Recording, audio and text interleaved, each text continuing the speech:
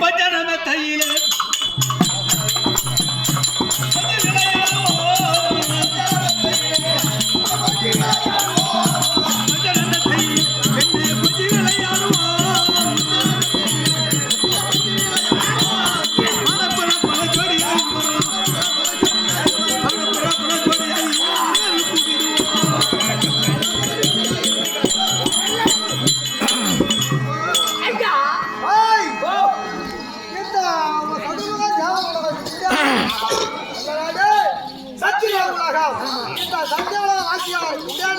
நீங்கள் யாரோ?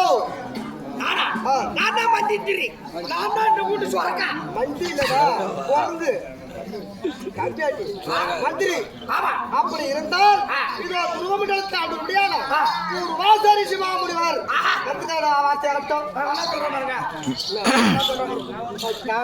சொல்லிட்டா இதோட சிவராசம் வந்தாலும் வர மாட்டோம் பையா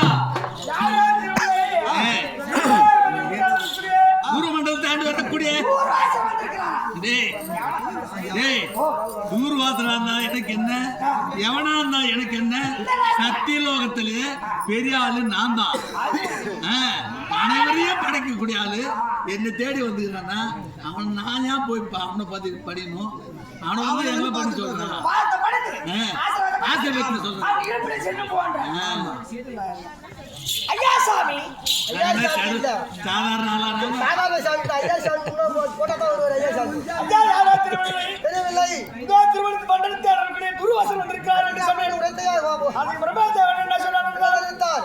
இருந்தாலும் சரி என் பாதத்தில் விழுந்து ஆசீர்வாதம் பெற்று அவர் தான் சொன்னாரு. அந்த ரெண்டு பொண்ணடிக்கிறாளுங்களே இந்த செவடி ஆளுங்க என்னன்றாளுங்க, எந்த பொட்ட பையனா இருந்தாலும் சரி அந்த நாய அதோட பொறுத்து அப்படின்னு சொல்றாங்க.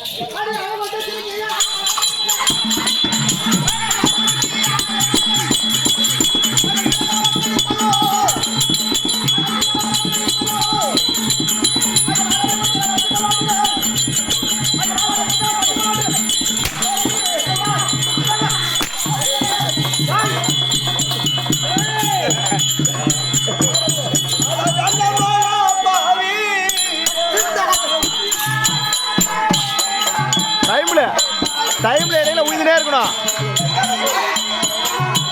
டைம்ல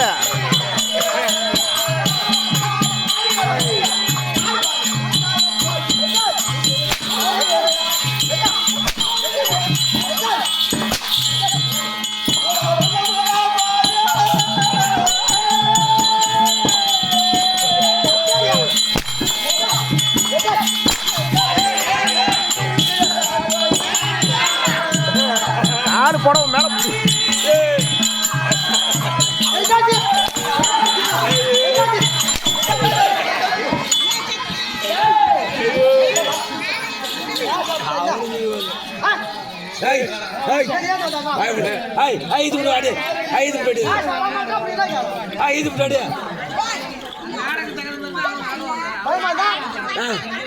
நானும் குலவரியா இருந்தா இந்த வேஷம் யாருதான் கூட என்ன படுத்துவது எவ்வளவு கால கல்வி வைத்து இந்த வேஷம் கட்டிங்க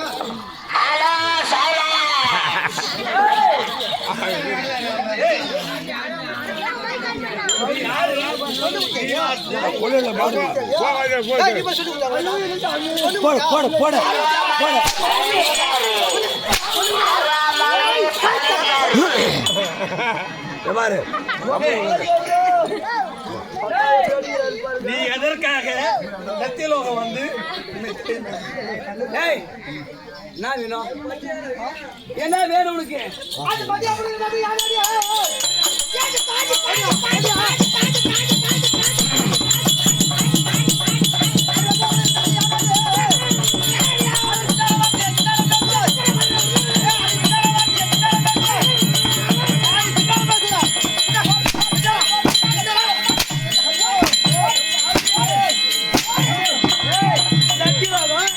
சத்தியலோகம் அவன் ஆத்தா போனா சித்தாத்தா பேரா பேயாத்து போனா அம்மா போனா அவன் கூத்தியா போனா நாம படுத்து முந்தாடி போட்ட சத்தியலோகம் பட்ட குரங்கு கிட்ட வராதடா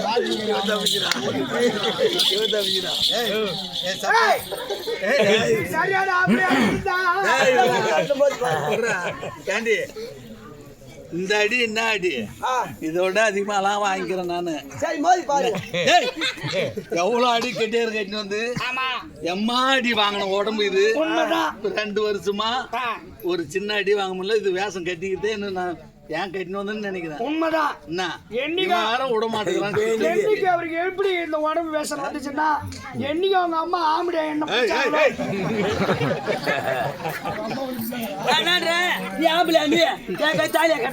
கண்டவா அந்த வீட்டுல பூந்து அப்படி ஈத்து போட்டு அடிக்கிறான்.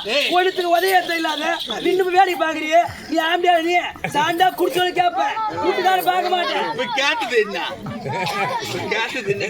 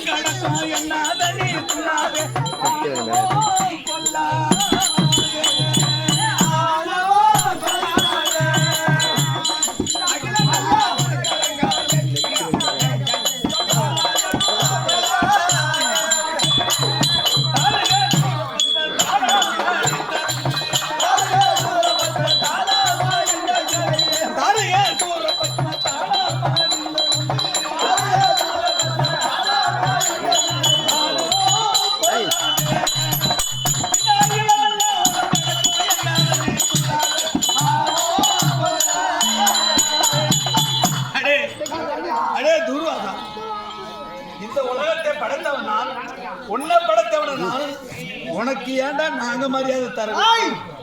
உனக்கு ஏன் நாங்க மரியாதை தரோம்? படைக்க முடியல கட்டாக இருக்க முடியல படைக்க முடியல கையில இருக்கு அப்படியே சாங்க வாங்க சொல்றாரு. நாட்டு வேதங்களை கொடுத்து கட்டாக நியமித்தோம். நியமிக்கும் தகவாய் எப்பொழுதும் அமலை கொண்டு இருவரும் சதிபயமாக அமர்ந்து உல்லாசமாக இருந்தீர்களோ உடைய 5 சேத்திலே நான் ஒரு சிரமமாக கிளப்பட உல்லாசாமத்தான்.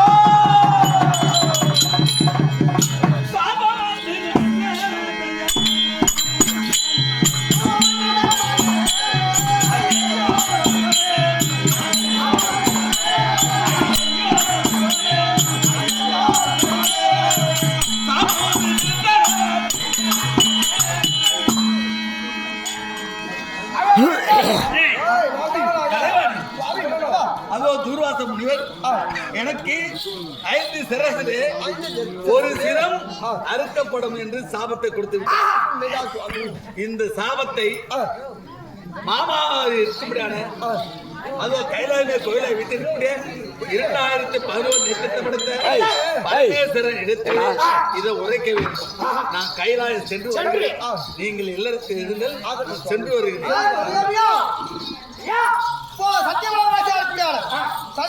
பரிசோதிப்போம். அவன் மாணவன் வாழ்ந்தவில்லை. அவன் மனதோடு இரு மனைவியோடு உல்லாசமாகத்தான் அமர்ந்து கொண்டு மரியாதை என்பது என்னை மற்றத்து கடந்தால் கம்மலேட்டி அவனை கொடுத்த சாபமாகப்படுது 5 செலுத்தி அவர் சிறந்தாப்படுது அறுக்கப்படும் சாபத்தை கொடுத்து அவன் அதோடு சென்று விட்டால் மீண்டும் எங்கே செல்ல வேண்டும்? சாராய கடை பக்கத்துல தேஜி போட்டால் அடிப்பாங்க அடிக்காட்டி மீண்டும் எங்கே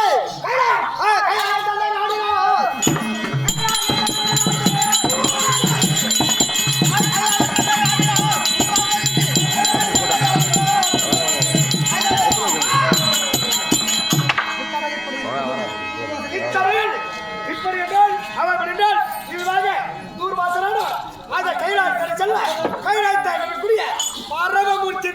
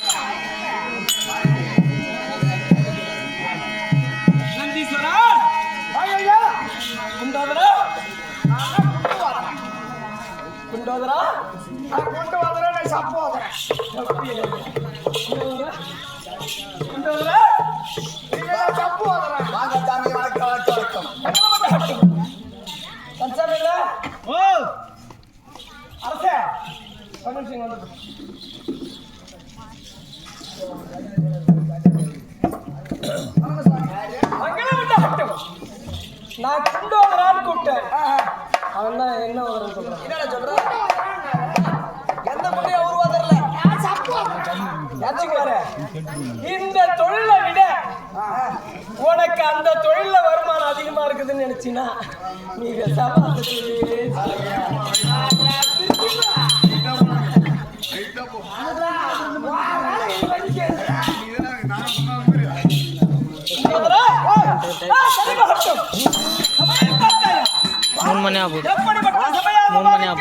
இப்பதான் ஒண்ணு சூத்திர ஒண்ணு தலை உடுத்து நீ சபை இருக்கிறது கோதை பிறந்தவர் கோவிந்தன் வாழும் இதோ கொரட்டூர் புண்ணிய சேத்திரம் இருக்கிறது.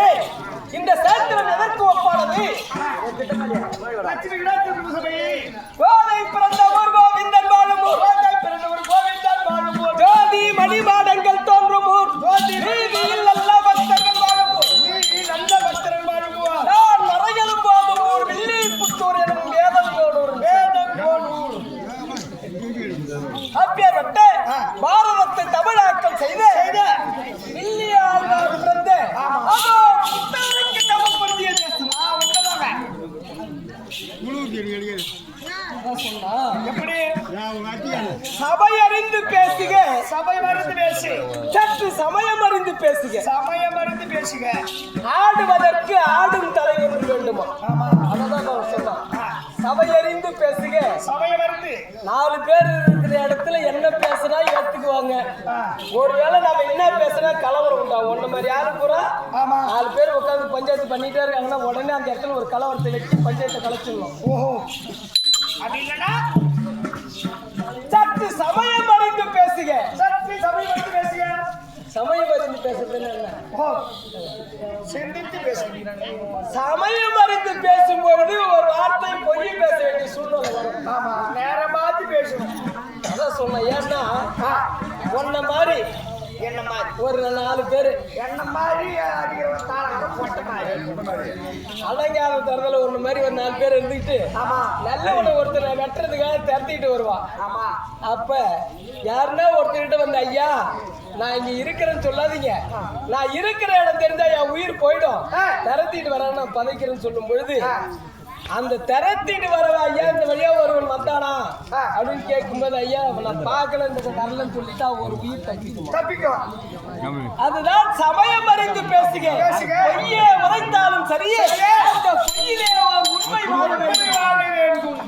அப்பேற்பட்ட சபையில் சபையில் அமைந்துள்ள அத்துணை நல்ல வல்லங்களுக்கு இன்னும் மங்காள பரமேஸ்வரி அம்மையருக்கும் அதோடு மட்டுமல்ல நாடக கலை ரசிகர்களுக்கும் நாடக ஆசான்களுக்கும் நாடக கலை கலைஞர்களுக்கும் உறுப்பினர் அனைவர்களுக்கும் அடியேன் சிறுவத்திற்கு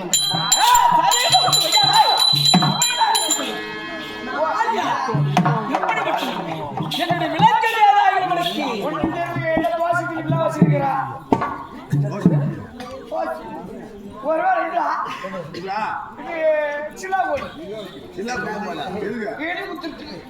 எண்ணத்தின்படி வாழ்க்கை.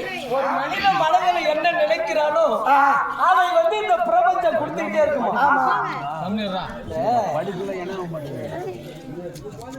பிரம்ம முகூர்த்தம் ஒண்ணு சொல்லுவாங்க. அந்த பிரம்ம முகூர்த்தத்திலே எழுந்து அதோ கை காலை சுத்தம் செய்துவிட்டு மனதை தூய்மையாக வைத்துக் கொண்டு எனக்கு இது வேண்டும் என்றால் இந்த பிரபஞ்சம் நிச்சயமா கொடுக்கும். அதே போல வீட்டுல பெண்கள் எல்லாம் செய்ய வேண்டிய ஒரு முக்கியமான ஒரு காரியம் காலையில் சூரியன் உதயமாவதற்குள்ளதாக ஆசல்ல சாணம் தெளித்தாலும் சரியா தண்ணி தெளிச்சாலும் சரி தெளிச்சிட்டு அந்த சூரிய உதயமாவதற்குள் கோலத்தை இட்டு விட வேண்டுமா?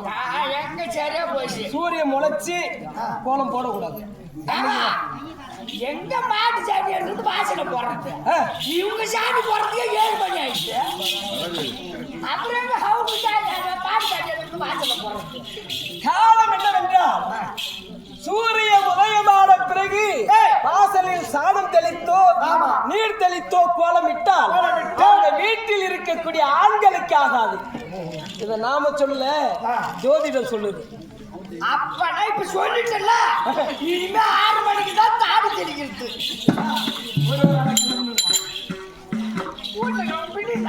அதோடு மட்டுமல்ல வீட்டில் இருக்கக்கூடியவர்களுக்கு பரிமாற வேண்டுமானால் கைம்பெண்ணாக இருந்தாலும் சரி அவர் கணவனை இழந்தவராக இருந்தாலும் சரியே கையிலே ஒரு கங்கணமாகிலும் இருந்தே தீர வேண்டும். ஏன்னா ஒரு வலையிலாவது கையில இருந்து அவங்க வந்து சாதம் பரிமாறணும். இதெல்லாம் எதுக்காக இதையா சொல்றேன். இந்த தெருக்கூத்து என்பது பணம் அதிகமாயிடுச்சுன்றதுக்காகவும் கிடையாது. இந்த வருஷம் விட்டோம்னா அடுத்த வருஷம் வரி வாங்க முடியாதுன்றதுக்காகவும் கிடையாது. ஆலயத்தை கட்டி ஆலயத்திலே எப்பேற்பட்ட திருவிழா நடத்துகிறார்களே, ஆலயத்தில் இருக்கக்கூடிய கல் சிலை நம்மிடத்தில் பேசுமா? இப்படிப்பட்ட ஒரு பெரும் திருவிழாவை உருவாக்கினால் அதிலே ஏகப்பட்ட பக்தர்கள் எல்லாம் ஒன்று கூடுவார்களாம். நம்மை போல் பாவப்பட்ட ஜென்மங்கள் எத்தனையோ இருப்பினும் சரியே அந்த பாவத்தை எல்லாம் துளைக்க வேண்டுமானால் இப்படிப்பட்ட தேர் திருவிழாவை உருவாக்கி அவங்க பக்த கோடிகளை எல்லாம் ஒன்று திரட்டினால் அதில் யாராகிலும் ஒரு புண்ணியம் செய்த புண்ணியவானுடைய பாதம் இந்த புவியிலே பட்டால் நம்முடைய பாவம் எல்லாம் கோவில் திருவிழா, பாட்டு கச்சேரி, இந்த நாடகம் இதெல்லாம் வைப்பதெல்லாம் வைக்கிறது அதுக்காக தான். வேற எதுக்காகவும் கிடையாது. நானும் குடிக்கிறதுக்கு ஓ குடிக்கிறீங்களா? அப்பதான் என்ன பண்ண பணம் போட அப்பதான் வருது. இல்லை பெங்களூர் பணம் மெட்ராஸ் பணம் போட அப்பதான் வருது. குடிக்கிறவங்க எல்லாருமே கெட்டவங்களும் கிடையாது, குடிக்காம இருக்கிற எல்லாருமே நல்லவங்களும் கிடையாது. குடியால் வாழ்ந்தவரும் உண்டு, குடியால சுத்தமா குடிச்சவரா போனவரும். ஆனா நீதான் அந்த குடியை பத்தி குறை சொல்லிருக்க. ஆனா இந்த குடியையே ஒருவன் பெருமையாக உரைத்தானா?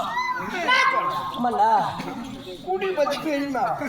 ஒரு கோப்பையிலே மதுவையை ஊற்றி வைத்து விட்டு அவன் சொல்லுகிறான் அந்த மதுவை பார்த்து, எப்படி மதுவே உன்னை எல்லோரும் மேலிடமாக பேசிக் கொண்டிருக்கிறார்கள், நான் ஒரு ஆள் மட்டும் உன்னை நான் குறையாவே சொல்ல மாட்டேன், நீ இல்லைன்னா நான் இல்லைன்னு. எல்லாரும் இப்போ பெண்களை பார்த்துதான் நீ இல்லைன்னா நான் இல்லைன்னு ஏமாத்துறதுக்காக சொல்லுவோம். ஆனா அந்த ஆள் சரக்கை பார்த்து சொன்னா நீ இல்லைன்னா நான் இல்ல. யாரு? கோப்பையின் மதிவேனார் உன்னை குடிக்க துடித்ததால் மாபெரும் காப்பிய கவிஞரானே. அவன் சொல்றா அந்த கிளாஸ்ல சரக்கு ஊற்றி வச்சுட்டு பார்த்துட்டு சொல்றா, கோப்பையின் மதிவேனார் உன்னை குடிக்க துடித்ததால் மாபெரும் காப்பிய கவிஞரானே. இல்லையே என்னில் மூப்பில்லா இளைஞனும் நானே. உன்னை நான் குடிக்காம இருந்திருந்தா இப்ப இருக்கிற இளைஞர் மாதிரி சராசரி மனிதனா ஒரு ஊருக்குள்ள ஒரு ஆளா இருந்திருப்போம். ஊருக்கு மட்டும்தான் என்ன தெரிஞ்சிருக்கும், உலகத்துக்கு தெரிஞ்சிருக்காது. உன்னை குடிக்காம இருந்திருந்தா உன்னை நான் தொட்டு குடித்துக் கொண்டே இருந்த காலத்தினால் இந்த உலகத்துக்கே நான் யாருக்கும் தெரிஞ்சேன். நியாயமான கருத்து. மூப்பில்லா இளைஞனும் நானே, யாப்பில்லா அவளை நெய்வே கதிக்காதலை மீண்டும் வந்தார் அழிப்பேன் ஒரு பாலகாண்டம் என்று கண்ணதாசன் உரைத்தார். நான் உன்னை குளித்துக் கொண்டே இருக்க வேண்டும். உன்னை குளித்துக் கொண்டே இருந்தால் அந்த கவிதை அருவியாக கொட்டிக்கொண்டே இருக்க வேண்டும். ஆனால் அந்த இறைவன் என்னுடைய உடலிலே உயிரை நீடித்த ஆயுளை கொடுத்திருந்தால் இந்த 6 காண்டத்தில் ராமாயணத்தில் முதல் காண்டம் பாலகாண்டத்தையாவது எழுதியிருந்தார். ஆனா அப்பேற்பட்ட மனுஷனுக்கு பிரம்மம் குறை எழுத்து போட்டாரா, 51 வயசுல இறந்துட்டார். நியாயமான வருத்தம் தான். அப்படிப்பட்ட ஆளெல்லாம் இருக்கு. நீ சொன்ன போல ஒரு கண்ணாடி கிளாஸ் இந்த பாட்டுக்குள்ள இந்த சாராயம் இந்த மாதிரி இருந்துதான். அந்த பாட்டு இருந்து பாரு, அந்த சரக்கு வந்து இந்த கண்ணாடி கிளாஸ்ல ஊற்றி வச்சான். அந்த கண்ணாடி கிளாஸ்ல ஊத்துற உடனே அந்த கண்ணாடி கிளாஸ்ல இருந்து பாரு சரக்கு 2 பேரும் பேசிக்கிறாங்க. ஆமா, யாரு? இந்த கண்ணாடி கிளாஸும் அந்த சரக்கு பேசிக்கிறான். ஆமா, கண்ணாடி கிளாஸா சரக்கு பேசிக்கிறான். அந்த கண்ணாடி கிளாஸ்ல அந்த சரக்கு குடிச்சாச்சு. என்ன மாதிரி குடிச்ச உடனே அந்த கண்ணாடி கிளாஸ் சொல்லிட்டான். அந்த கண்ணாடி கிளாஸ் குடிச்ச உடனே தூக்கி கிடைச்சாச்சு. அது உடஞ்சி போச்சு. அது சொல்லுதா கண்ணாடி கிளாஸ் சொல்லுதா, சரக்கு யார் மேல ஊத்துறான், கண்ணாடி நான் காலி, அடுத்து சரக்கு நீ உள்ள போய்க்கிற, அடுத்தது அவங்க காலி. சரக்கு யாரும் மேல இறங்குதோ அது பூரா காலி.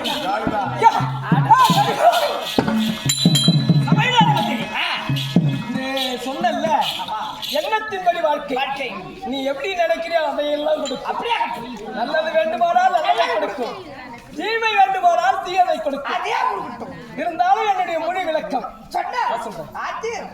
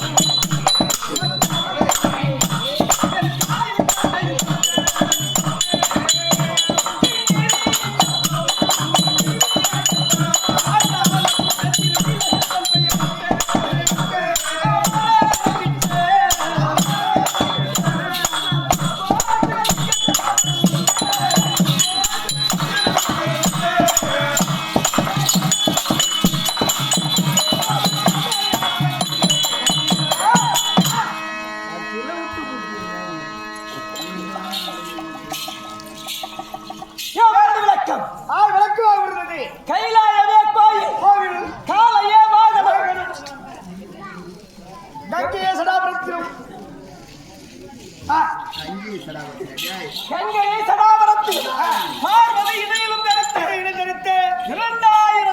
2016 திருமலை